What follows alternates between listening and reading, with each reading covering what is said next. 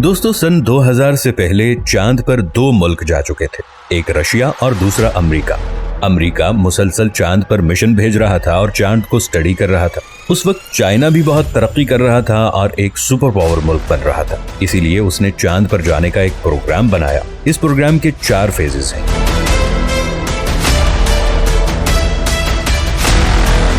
Phase 1 में 2 mission को भेजा गया। पहले मिशन को 2003 में भेजा गया, जिसका नाम चैंग-ई-1 था। दूसरा मिशन 2007 में भेजा गया, जिसका नाम चैंग-ई-2 था। ये दोनों मिशन ऑर्बिटर थे, जिनका मकसद चांद के गिर्द ऑर्बिट करके चांद के एरियाज को स्टडी करना और उनकी तस्वीरें खींचना था, ताकि नेक्स्ट मिशन के लिए चाइना के पास चांद की पूरी इंफॉर्मेशन हो। इस इंफॉर्मेशन से चाइना ने चांद की डार्क साइड को सिलेक्ट किया और फिर फेज 2 स्टार्ट हो गया। फेज 2 में भी 2 मिशंस को चांद पर भेजा गया, जिनमें चैंग-ई-3 और चैंग-ई-4 शामिल थे। इन दोनों मिशंस में रोवर को चांद पर भेजा गया। इस बार इन रोवर्स ने चांद पर लैंड करना था। चैंग-ई-3 को 2003 में चांद पर भेजा गया था।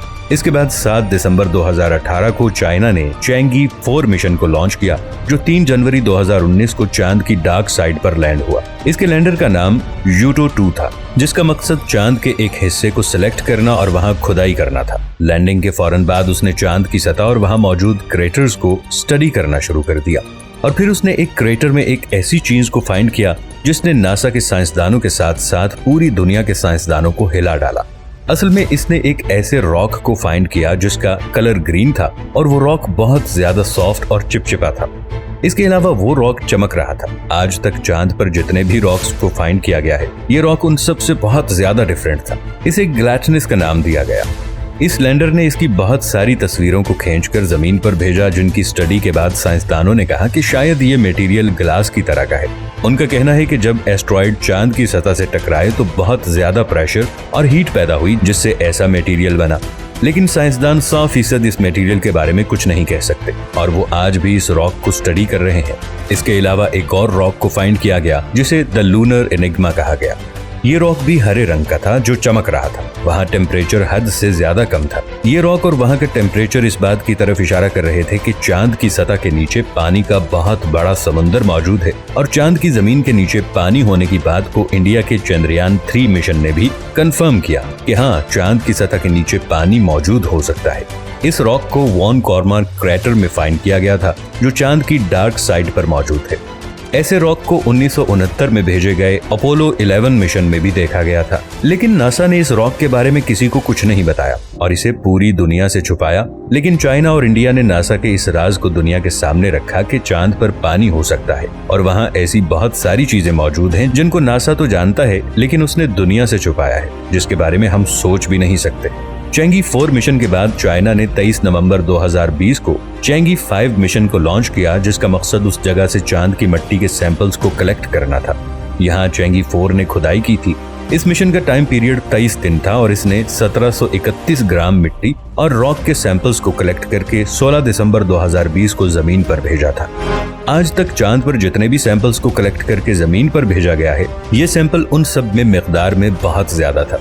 जब ये मिशन जमीन पर आया तो इसे मंगोलिया रेगिस्तान में लैंड करवाया गया। इस रोवर के 4 पार्ट्स थे, जो 2 हिस्सों पर मुश्तमिल थे। जब इस मिशन को लॉन्च किया गया तो इसका मेन रॉकेट उसे जमीन के ऑर्बिट में ले गया। जमीन के ऑर्बिट में जाने के बाद इसका रॉकेट रोवर से अलग हो गया, लेकिन रोवर में भी एक रॉकेट लगा हुआ था। उसे ऑन किया गया और वो सीधा रोवर को चांद के ऑर्बिट में ले गया। जब इंडिया का चंद्रयान-3 जमीन के ऑर्बिट में पहुंचा तो उसने कई दिन जमीन के गिर्द घूमकर जमीन की ग्रेविटी की वजह से अपनी स्पीड को तेज किया, जिसके बाद वो जमीन की ग्रेविटी से निकलकर चांद की तरफ रवाना हुआ था। लेकिन चैंग-ई-5 रॉकेट के जरिए चांद पर चला गया। चांद के ऑर्बिट में जाने के बाद उसकी स्पीड को कम किया गया और ये चांद के गिर्द ऑर्बिट करने लगा। ऑर्बिट में जाने के बाद रोवर के साथ लगा और बाइटर रोवर से अलग हो गया। इसके बाद लैंडर हर ऑर्बिट में चांद के करीब हो रहा था। फिर अपना आखिरी ऑर्बिट कंप्लीट करने के बाद लैंडर चांद पर लैंड हो जाता है। ये उस जगह पर लैंड हुआ था जहां पर चैंग-ई-5 ने खुदाई की थी और मुख्तलिफ तरह के रॉक्स को फाइंड किया था। लैंडिंग के बाद इसने सैंपल्स को कलेक्ट किया। जब अपोलो 11 मिशन में इंसान चांद पर आए थे तब उन्होंने 3.2 अरब साल पुराने सैंपल्स को कलेक्ट किया था। लेकिन चैंग-ई-5 ने 2 अरब साल पुराने सैंपल्स को कलेक्ट किया है, क्योंकि चाइना बिल्कुल नए सैंपल्स को कलेक्ट करना चाहता था ताकि हम चांद की जियोलॉजिकल एक्टिविटी को स्टडी कर सकें। इस लैंडर पर रेडार भी लगा हुआ था। ड्रिल मशीन और रोबोटिक आर्म भी लगा हुआ था जो रॉक्स को पकड़ सके, और साथ ही इस पर बहुत सारे कैमरे भी लगे हुए थे। यानी ये रोवर बहुत ज्यादा एडवांस था। इस रोवर को चाइना ने इसीलिए एडवांस बनाया क्योंकि चाइना बहुत जल्द इंसानों को चांद पर भेजने जा रहा था और उसको इन सारी टेक्नोलॉजीज को टेस्ट करना था। इसीलिए उसने सारे आलात इस रोवर में लगाकर भेजे ताकि वो उन्हें चांद पर टेस्ट कर सके। और ये मिशन अब पूरी तरह से कामयाब हो चुका है क्योंकि ये मशीन जमीन पर सैंपल्स को लेकर वापस आ चुकी है। इन रॉक्स को आप अपनी स्क्रीन पर देख सकते हैं जिसे चेंगी 5 चांद से जमीन पर लाया था। इन सैंपल्स को अब एक म्यूजियम में रखा गया है ताकि आम लोग भी इन सैंपल्स को देख सकें।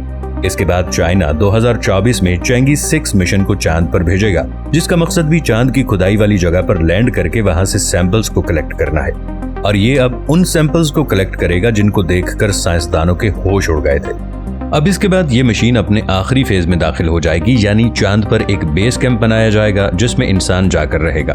अब इसकी कोई डेट फिक्स तो नहीं है, लेकिन जिस तरह चाइना अपने इस प्रोग्राम पर काम कर रहा है, इस हिसाब से लगता है कि चाइना बहुत जल्द इंसानों को चांद पर भेज देगा। दोस्तों, याद रहे कि ऐसे ही इलॉन मस्क ने भी पिछले साल जून में कहा था कि वो 2024 तक इंसानों को मरीख पर ले जाने का इरादा रखते हैं। उन्होंने मरीख पर आइंदा 50 साल के दौरान 10 लाख अफराद पर मुश्तमिल शहर बसाने का ऐलान किया था। उनकी कंपनी मरीख पर इंसानों को ले जाने के लिए बिग फ्लाइंग रॉकेट को तैयार कर रही है। इस रॉकेट की ऊंचाई 400 फीट होगी, जबकि वो 39 फीट चौड़ा होगा। इस रॉकेट में 42 मुख्तलिफ इंजन होंगे और इसका मजमूई वजन 2 करोड़ 87 लाख पाउंड होगा, जो नासा के रॉकेट अपोलो से 4 गुना ज्यादा है। इसकी मुमकिना रफ्तार 27,000 किलोमीटर फी घंटा होगी। इसका मतलब ये हुआ कि इस रॉकेट के जरिए कराची से न्यूयॉर्क तक सफर सिर्फ 1 घंटे या इससे भी कम वक्त में होगा। मरीख तक का सफर जिसमें 9 माह लगते हैं। एलॉन मस्क इस रॉकेट में 40 के करीब केबल्स नस्ब करने का इरादा रखते हैं।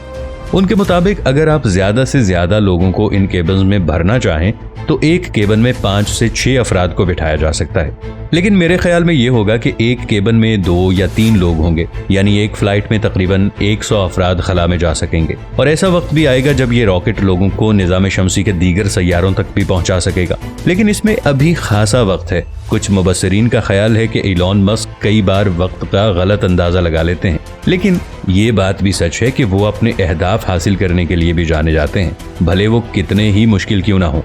दोस्तों, वीडियो अच्छी लगने की सूरत में चैनल को सब्सक्राइब कर लें और साथ मौजूद बेल आइकॉन को जरूर क्लिक कर लीजिएगा। मिलेंगे नई वीडियो के साथ, तब तक के लिए अल्लाह निगहबान।